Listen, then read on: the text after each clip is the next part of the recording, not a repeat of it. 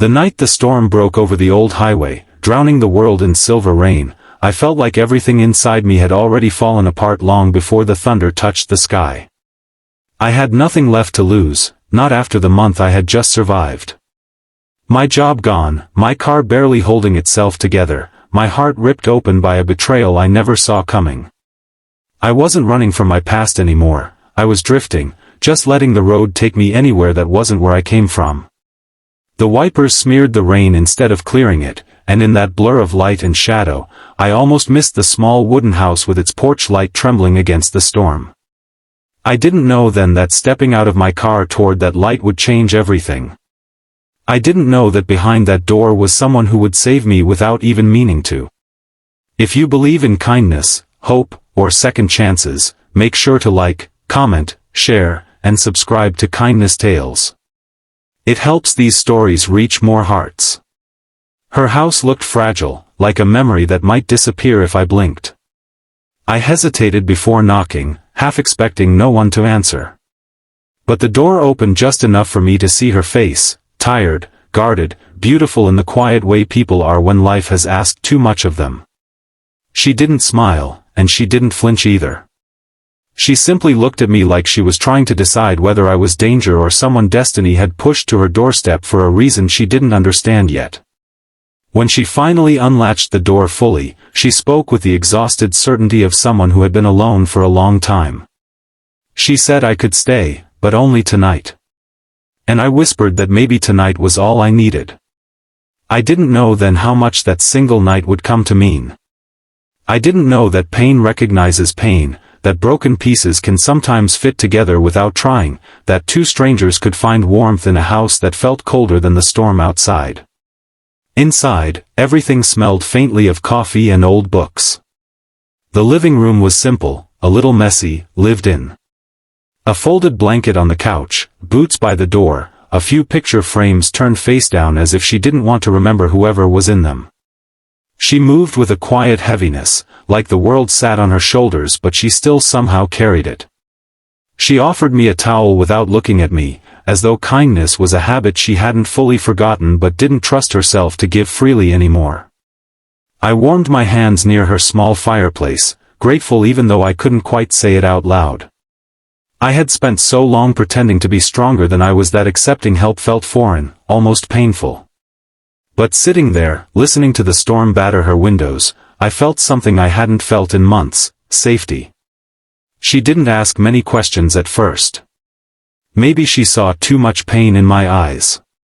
Maybe she recognized something familiar. Instead, she brewed coffee for two, her fingers trembling slightly as she set the cup before me. The night felt suspended in a fragile balance, two strangers wrapped in silence, each lost in their own storms.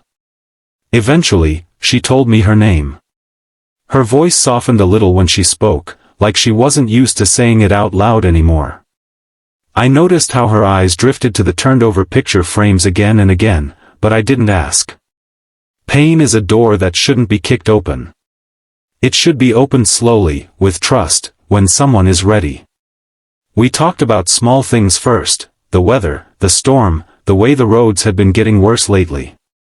But conversations have a way of following the shape of the heart, and soon she was telling me about the life she used to have. About the man she loved who left without an explanation. About how she stayed in this house because it was the only thing she had left, even if every room carried a memory heavy enough to break her. She told me she didn't like visitors, didn't like letting people in anymore.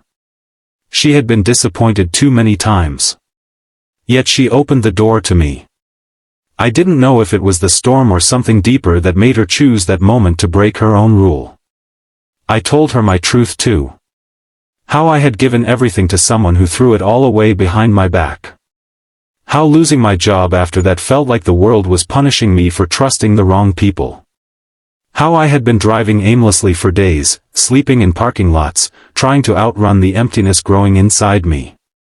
I didn't intend to pour my soul out to a stranger, but something about the warmth in her eyes, even behind the pain, made it feel safe.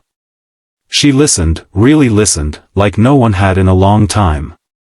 And as she listened, her own wounds seemed to reveal themselves between her breaths. Hours passed. The storm eased. The fire crackled.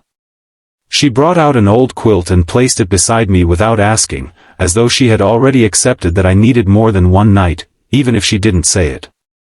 Her fingers brushed mine for a second, barely, accidentally, and something inside both of us shifted.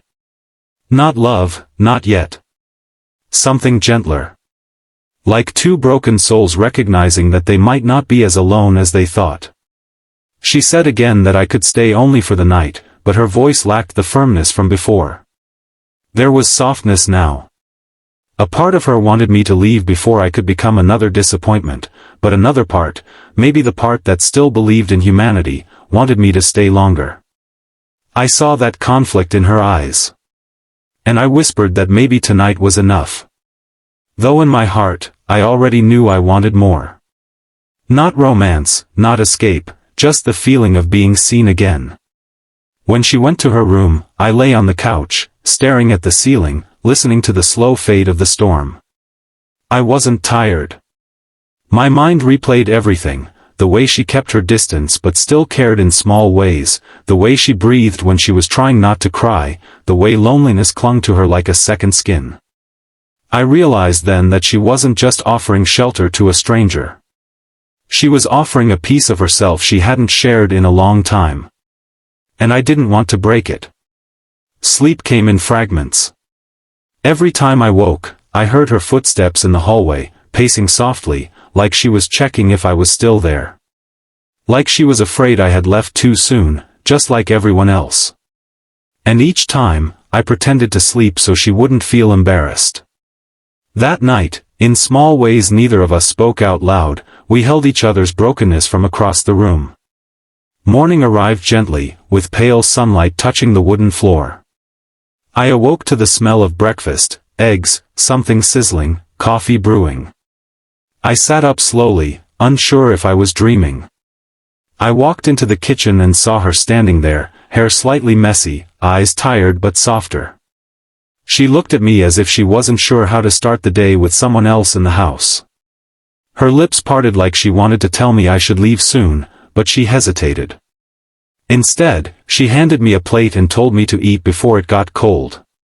We ate in silence at first, but it wasn't awkward.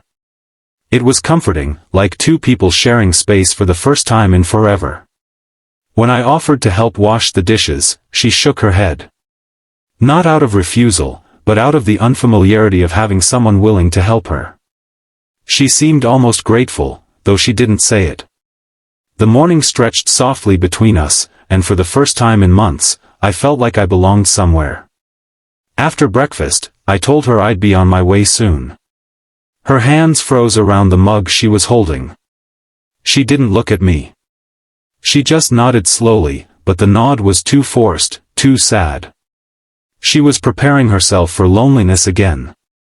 She said the same words as the night before, that I could stay only as a guest.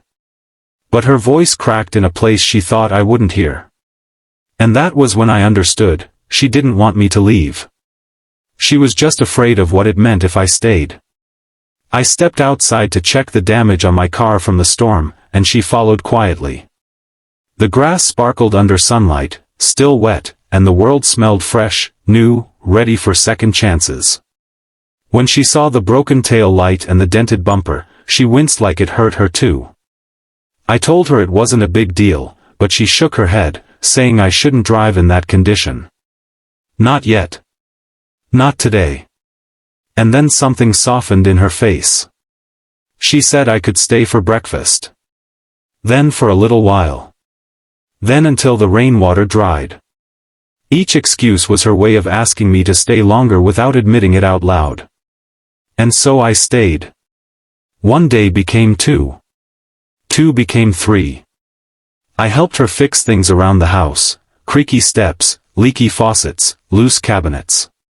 She watched me with a quiet appreciation, as if she had forgotten what it felt like to have someone around. Sometimes I caught her staring at me with an expression halfway between fear and hope.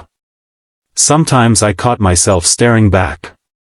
Evenings were spent talking, laughing softly, learning each other's scars piece by piece. Nights were spent in silence,